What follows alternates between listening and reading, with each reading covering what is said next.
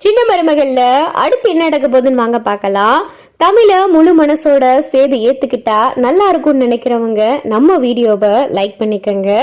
இங்க புடவையும் நகையும் வாங்காம சித்ராவும் ஈஸ்வரியும் பார்த்தா ரூம்ல வந்து உட்காந்துட்டு, பாத்தியாமா சாவித்திரியத்தை பண்றத ஏதோ நமக்கு இவங்க பிச்சை போடுற மாதிரி ஆளுக்கு 5 பவுன் நகை வாங்கிக்குங்க அப்படின்னு சொல்லிட்டு சாவித்திரியத்தை சொல்லிக்கிட்டு இருக்கு.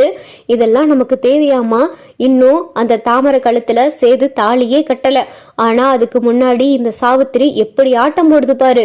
இன்னி சேது தாமரை கழுத்துல தாலி கட்டிட்டா நம்மளாம் இந்த வீட்டுல ரொம்ப செல்லா காசா போயிருவோமா அப்படின்னு சொல்லிட்டு சித்ரா சொல்லிக்கிட்டு இருக்கு. அதாண்டி சித்ரா, மொத்த பணமும் ராஜாங்கம் விட்டுது. ராஜாங்கம் கொடுத்த காசுல தான் இவ 200 பவுன் நகையும் இங்க இருக்கிற பட்டு புடவையெல்லாம் வாங்கிக்கிட்டு இருக்கா. இவ ஏதோ நமக்கு பிச்சை போடுற மாதிரி ஆளுக்கு 5 பவுன் நகை வாங்கிக்கோங்க அப்படின்னு சொல்லி இவ நமக்கு சொல்லிக்கிட்டு இருக்கா.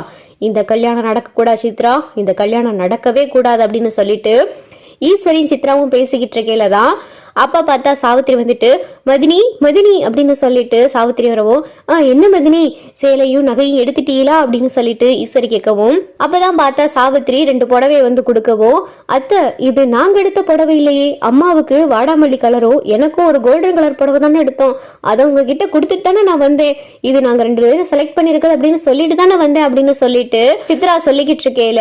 ஆமா சித்ரா, நீங்க எடுத்துட்டு வந்த புடவை தான், ஆனா அந்த புடவை நல்லாவே இல்லை. நான் தாமரை கிட்ட கேட்டேன், இது நல்லாவே இல்லை, அது ரொம்ப கொஞ்சம் நல்லாவே இல்லாத மாதிரி இருந்துச்சு, அதான் அதை காட்டிலும் நல்ல புடவையா உங்களுக்கு நானே பார்த்து 2 புடவை செலக்ட் பண்ணிட்டேன் அப்படின்னு சொல்லிட்டு சாவித்திரி பார்த்தா சித்ரா கையில கொடுக்கவும், சித்ரா பார்த்தா அதோடைய விளைவை பார்க்கவும் 20,000 30,000 அப்படின்னு இருக்கவும், நம்ம எடுத்த புடவை 1 லட்ச ரூபாய் கிட்ட இருந்துச்சு, இதுல 20,000 30,000 இருக்கு.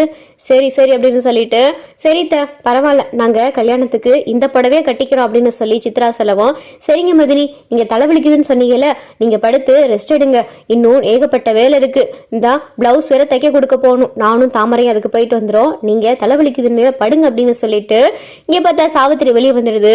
பாத்தியாமா, நம்ம எடுத்த புடவையை விட்டுட்டு சாவித்திரியத்தை வேற ஏதோ ஒரு புடவை எடுத்துட்டு இருந்திருக்கு, இதோட விலையை பாரு அப்படின்னு சொல்லிட்டு சித்ரா கொடுக்கவும், என்னடி 20,000 10,000 அப்படின்னு போட்டிருக்கு அப்படின்னு சொல்லி ஈஸ்வரி சொல்லவும், ஆமாம்மா நம்ம எடுத்த புடவை 1 லட்ச ரூபாய் கிட்ட இருந்துச்சு, 2 பேரும் 1 லட்ச ரூபா 1 லட்ச ரூபாய் கிட்ட புடவை எடுக்கவும், அதை சாவித்திரியத்தை எப்படி வந்து பிளேட்டை மாத்துது பாரு. நம்ம 1 லட்ச ரூபாய்க்கு புடவை எடுக்க கூடாதா, ஆனா 200 பவுனுக்கு மகளுக்கு நகை வாங்கி போடலாமா, லட்சக்கணக்கில் மகளுக்கு புடவை வாங்கி கொடுக்கலாமா.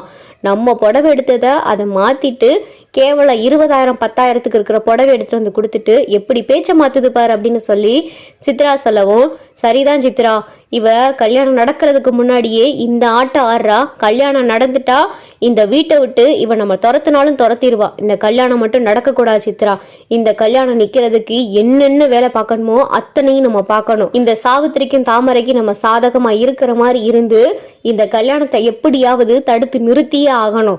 இந்த தமிழ்ச்செல்வி மேல எனக்கு கோபம் இருக்குதான், அவ போஸா அந்த அவுட் ஹவுஸ்ல தங்க வச்சதுக்கு அவ காரணம் அப்படின்றதுனால அவ மேல எனக்கு கோபம் இருக்குதான், அவளை இந்த வீட்டை விட்டு துரத்துனாலும் துரத்துவேனே தவிர இந்த தாமரைய சேதுக்கு கட்டி வச்சு சாவித்திரி மக இந்த வீட்டுக்கு மருமகளா வரவும் கூடாது, சாவித்திரி இந்த முழு சொத்தையும் கொண்டாடக்கூடாது, இந்த முழு சொத்துக்கும் அதிகாரம் ஒரே ஆளு போஸாதான் இருக்கணும், இந்த கல்யாணத்தை நம்ம எப்படியாவது தடுத்து நிறுத்தணும் சித்ரா அப்படின்னு சொல்லிட்டு ஈஸ்வரியும் சித்ராவும் பார்த்தா கல்யாணத்தை தடுத்து நிறுத்துறதுக்கு என்ன பண்ணலாம் அப்படின்னு சொல்லி யோசிச்சுக்கிட்டு இருக்காங்க.